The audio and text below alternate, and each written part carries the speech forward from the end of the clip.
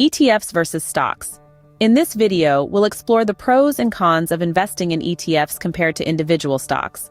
ETFs, or exchange-traded funds, have been gaining popularity in recent years, while stocks have long been a traditional investment choice.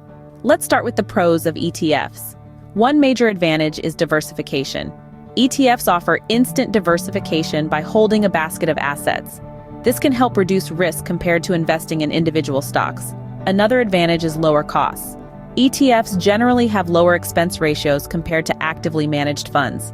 These lower costs can have a positive impact on long-term returns for investors. Liquidity is also a benefit of ETFs. Like stocks, ETFs are traded on exchanges, providing liquidity. This means that buying and selling ETF shares can be done easily throughout the trading day. Flexibility is another advantage of ETFs. They offer various trading options, such as buying on margin or selling short. Additionally, ETFs can represent different asset classes, including stocks, bonds, and commodities. Now let's discuss the cons of ETFs.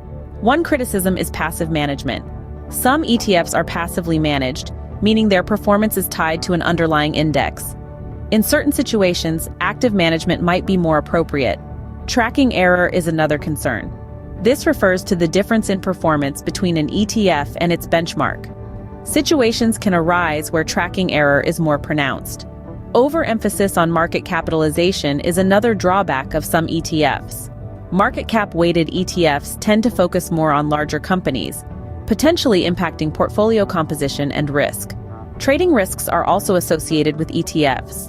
Bid-ask spreads and market orders can pose risks for investors. It's important for investors to be aware of these risks and take steps to mitigate them. In conclusion, ETFs and stocks both have their advantages and disadvantages.